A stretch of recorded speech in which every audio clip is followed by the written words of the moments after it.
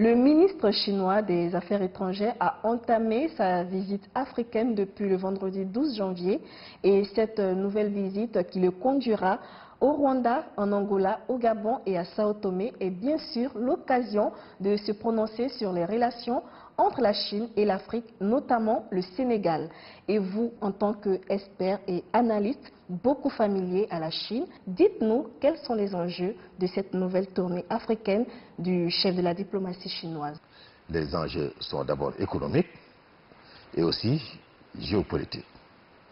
Les enjeux sont économiques parce que tout le monde voit que la Chine est le moteur de la croissance mondiale.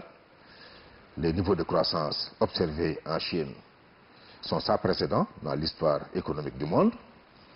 Lorsque les pays développés d'Europe, d'Amérique du Nord entamaient le processus de développement, il leur a fallu plus de 25 ans, parfois plus, pour doubler leur PIB par tête. Il a fallu à la Chine seulement 8 ans pour le faire. C'est impressionnant. Mais ça exige beaucoup de choses.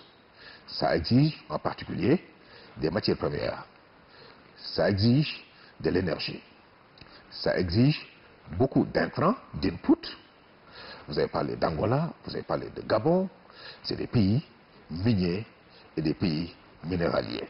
Donc des partenaires stratégiques pour la Chine.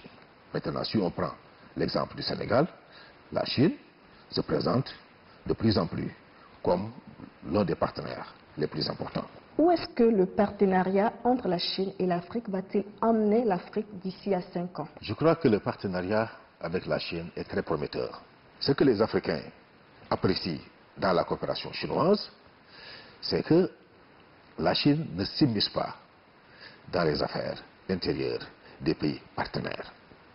L'arrogance qu'on perçoit en Occident, on ne la perçoit pas en Chine.